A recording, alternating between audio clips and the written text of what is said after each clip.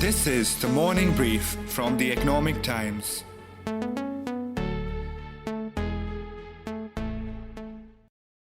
I would have been a super spreader in Bangalore. Prior to getting positive, I was tested negative twice. I could have gone out, met my friends, gone to the market. I could be anywhere. I go to office. So I could have spread the virus everywhere. I realized that this is something which is not normal and I should get myself tested. 11th of September is when I went to a primary healthcare center, which is of Government of Karnataka VBMP. And I got myself tested. I did the first test, which is a rapid test, which turned out to be negative.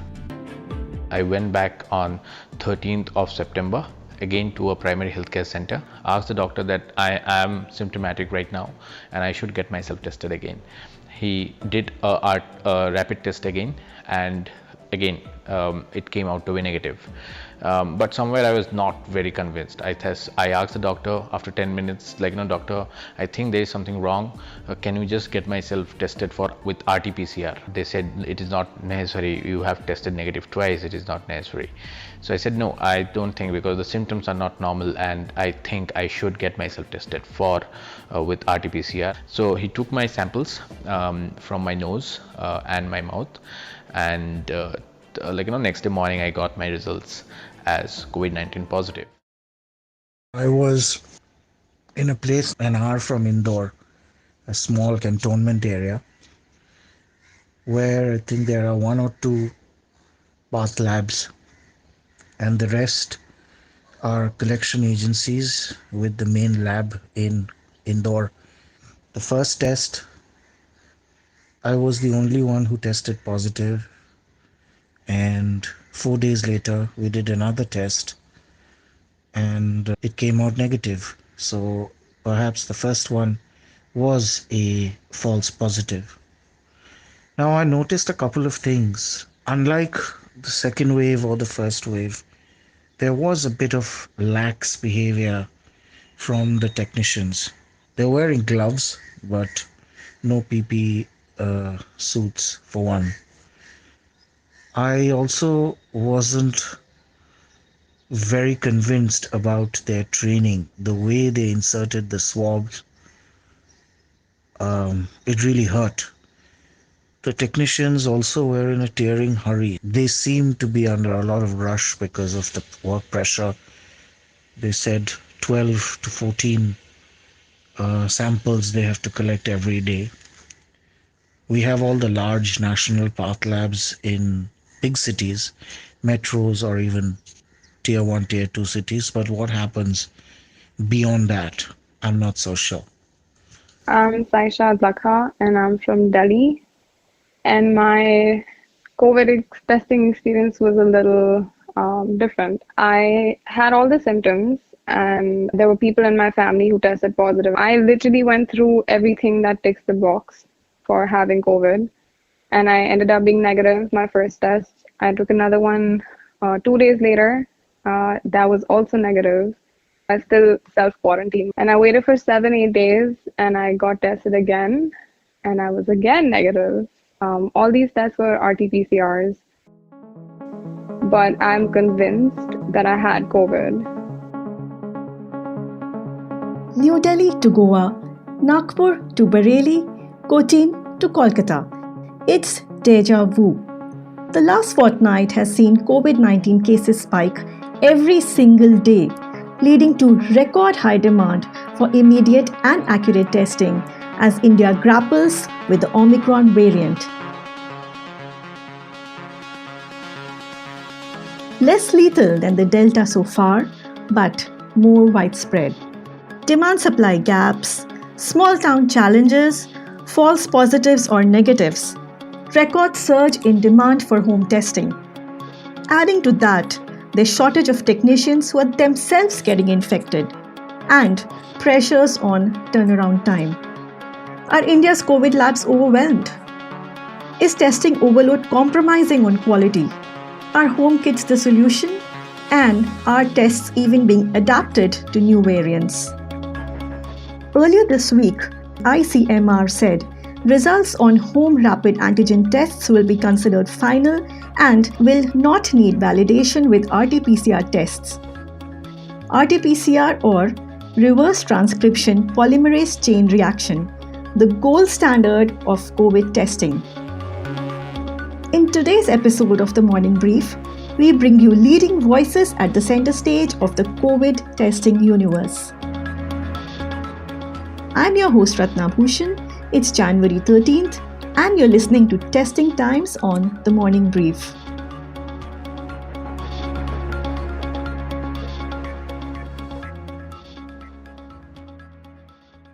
We have with us Dr. Om Manchanda, Managing Director of India's largest diagnostic lab, Dr. Lal Pathlabs, Adar Poonawalla-backed home test kit maker Mylab Discovery Solutions, Managing Director Hasmukh Rawal, and Manipal Hospitals Managing Director Dilip Jose. They bring us much needed clarity on the subject. Here's what Dr. Manchanda has to say about why inaccuracies may show up in certain kinds of testing and how to deal with the situation. There have been reports of false positives and negatives from various cities, both metros and smaller markets. So, why is this happening? See, there are broadly two kinds of diagnostic tests which are usually performed. One of them is RT-PCR test. It is also seen as a gold standard test for COVID testing. And second is rapid antigen test. Now, there are both advantages and disadvantages of these two kinds of tests. So, I'll first talk about RT-PCR. As I mentioned, it is seen as a gold standard test. But the challenge with this test is it takes much more longer time, and it has to be done in a centralized environment with all the biosafety precautions. On the other side, rapid antigen test is very quick. There are also kits available where we can do at home. But the challenge with that test is sometimes you get false negatives as well. Since your question is that people are experiencing false negatives and false positives, so first I'll talk about RT-PCR. In my view, if it is done properly, then there is no possibility of a false negative or false positive in this situation. However, one can still get a false negative if the sample is not properly collected, or my sense is if it's not taken at the right time as well. False positive can appear only in a situation if there is a contamination in the lab environment where the proper biosafety protocols are not followed. So otherwise, in my view, RT-PCR is accurate. However, it is accepted that rapid antigen test one will get false negatives, and that is mainly possible because that's actually declared also, but it is said that if patient is having symptoms and the test is negative, then that same patient is advised to go for RT-PCR test. So that is the reason why one can get false negatives, especially in these tests. Which brings us to the challenges private labs are dealing with amid record high demand for testing. Labs are facing four kinds of challenges. First challenge that all labs face is that the moment there's a demand surge for COVID testing, the pattern of demand shifts to home collections. Home collections are requested not only for COVID but also for non COVID tests. And the demand surge is so sudden that the reaction times from labs actually becomes very difficult to service this demand immediately. Now, the challenge with home collection pattern of demand is the productivity of phlebotomist, the person who collects a sample, drops very sharply. Just to give you a comparison, if we collect samples in the lab versus the samples if we collect at home, one would need 4 to 5 times more manpower. So that's challenge number one. And labs have to arrange this manpower immediately. And this is what we have experienced now, because in the last 10 days, the demand really has surged. And this learning actually we had from wave 2. We responded by a lot of tech applications like consumer apps, etc. People can book online, pay online. So the whole cycle time for testing is reduced. The second challenge that we face is call center volumes.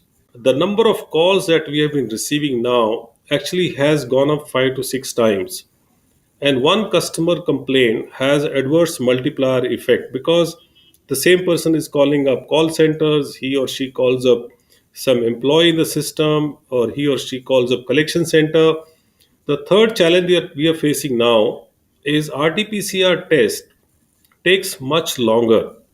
There is anxiety on the part of patient to know the results immediately. Either patient needs some kind of medication, or the patient has to travel or catch a flight. This really puts a lot of pressure on our turnaround time and meeting requirements for different kinds of customers. The fourth challenge that we are facing these days, which actually was much lesser in wave 2, that our own staff is getting infected. So, on one side, you have a situation where demand is going up, on the other side, where manpower availability is going down. So it's like a situation where candle is burning at both ends. So I think these are four main challenges labs face. I think there's one more which is a minor challenge. Forecasting of demand is becoming very difficult. So at times material planning becomes a challenge to how much to order, because in last wave we saw that we were suddenly stuck with the shortage of certain kits, and when we ordered more, and then we also had excess inventory of the same kits. So, how are you fixing this? We actually are hiring more and more people, and we also run training centers in house for a lot of phlebotomists. So we are trying to arrange a lot of people from on demand, on outsource basis as well. So there's a lot of temporary staffing that has been done in the recent past to match this demand. So here's where home testing comes in. It's affordable and immediate. The numbers are staggering. 5 lakh kits of Coviself alone sold between January 1st to 7th in Mumbai, or 5 to 10,000 self-test kits being sold every day in Delhi, and so on. The ICMR has approved 7 at-home COVID test kits so far, and the kits cost anywhere between Rs 250 to 350. Rawal, whose company has sold lakhs of home kits of Coviself in the past 10 days alone, tells us more on the subject. He also talks about where the home testing is a big city thing. From December last week till date, we have almost seen 400 to 500% surge on the total requirement of Coviself tests. It shows most of the awareness and preparedness of the people to get tested themselves and get reported themselves. So, if we compare the demand from the Delta variant to now, there's been a significant step up, right? Yes, it is indeed. Okay. Is this largely an urban centric phenomena? In the beginning, yes, we see that it is most of the urban centric phenomena, but the most of the success of COVID self, I think it is in the rural area. The time it reaches rural people where most of the healthcare infrastructure is not in place, and if people can do test themselves, identify themselves as positive, isolate themselves, and get treated if it is needed, I think that is the biggest success of COVID self. Can we have a split between urban and small town sales? I'll still say it is now 80-20 or maybe 85-15, but we would soon expect it to happen, let's say 60-40 or 50-50. But then what about the accuracy of home testing kits? Rawal explains. The difference between self-antigen test and the RT-PCR test is though they both are detecting viruses, the self-antigen test don't amplify the signal. So if there is a minor signal of the test or virus, it may not be picked up by antigen test in the beginning. So it's called window period. So you might miss very early infection or a very late infection, but when the symptoms are arising, there is a very high chance that an antigen test will not miss it. So, is there any way to fix this issue as technology advances? Is this an addressable issue in the long term? Yes, indeed. In fact, as we are speaking, Mylab has been already working on a breakthrough technology for last 1.5 year, and we are almost on the launching a product in next couple of months, maybe before March. wherein we would be able to address this issue, not only picking the signal, amplifying it, and detecting it as accurate as RT-PCR, but also in faster time. We are looking at a window period of 2 minutes from sampling to reporting. According to Jose, inaccurate reporting isn't all that glaring, at least in some of the bigger cities. My colleague Dia finds out more. What do you have to say about the whole testing process that's in place? Are you seeing a lot of people with false negatives or false positives? I have so far not seen that in our network at least. The one thing to be noted is that the testing volume has suddenly gone up. In the last 7 or 8 days, we are doing maybe twice or maybe even 2.5 times the number of tests that we were doing maybe a month ago. Basically, because more people are feeling symptomatic or there are concerns about the Omicron situation, so people are coming to the hospital to test for sure. But we are not seeing any unusual number of errors in reporting. So, are small cities a weak link in India's battle with COVID testing? Let's hear from Dr. Manchanda and Jose. In my view, accuracy of testing has nothing to do with small city or a large city. As I mentioned earlier, if you follow all the protocols as laid down for this testing, especially biosafety protocols inside the lab and proper collection of the sample, there is no way you can have false negative or false positive results. That certainly remains a concern. Whether the smaller towns or even rural areas are equipped to handle, the number of tests which would be demanded. But maybe the flip side is, if people are not feeling significant symptoms, if as Omicron is expected to show milder symptoms, I do not know whether many people would realize that they have COVID symptoms and may want to get tested. I think that may suppress the demand artificially in some parts if people don't really connect their symptoms. The load currently is in the urban areas, maybe because awareness is more, concern is more. That could also inflate the number of tests. Even so, is the cost of testing a deterrent? Despite testing costs in India valued at a fifth of what, say, the US charges, large numbers of middle and lower income families still can't afford private testing. Dr. Manchanda says a lot of ground has been covered, but of course, there's room for more. I think it's not anymore. It used to be last year or year before that, when, if you recall, this test prices started with 4,500, then it came down to in the range of 2,000 plus minus. Now I think most states the pricing is around 500-600 rupees. So I don't think it's a deterrent anymore. And my sense is that you can't further reduce it much, because most of the cost on this test is now manpower related cost. And here is some data to crunch on. What I have just noticed that last 10 days, if we were doing 100 tests, let's say on 31st December, now I think it has gone up close to 8-9 times from that time. So that's the kind of jump that we have seen. However, let's see how it really goes. A lot of at-home testing is also taking place, which is that rapid antigen test compared to, I think in last wave, most of testing was RT-PCR testing. But it's been constantly on the rise in the last 8, 9, 10 days since the time wave 3 started. For all the testing surge, there's still another bottleneck, that of reporting. Health officials have stated that there's a whole lot of positive results on self-testing going unreported. I asked Rawal to elaborate. Most of the people, even if they are not reporting, I don't see any incentive for these people to not to do it. Number one, what we are encouraging people is a positive report. Handy positive report is a valid report. You do not need to spend further on a RT-PCR test to do a confirmative test. This is a valid report. Number two, it is, once it is a report is with you, if any emergency comes, whether it is treatment or emergency admission, this report is valid. Third and most important is if you are eligible for insurance, whether it is a government scheme or a private scheme.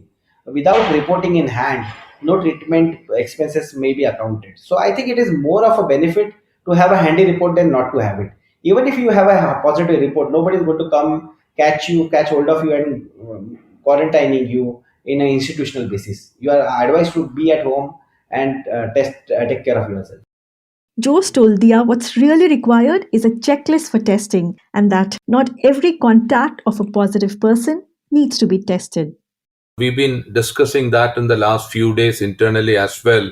One is that we should have our testing criteria very clear. CMR has announced a revised criteria, I think, which makes a lot of sense, that every every contact of a positive case need not be tested. Maybe we should test only high risk cases. I think a criteria, a checklist to decide who is to be tested, I think that is useful. It is important to curtail the number of tests and ensure that the people who genuinely need a test are provided with one very soon. For example, people who are elderly, immunocompromised, other kind of comorbidity risk, people of that kind, I think that risk, I think we should be prioritizing them.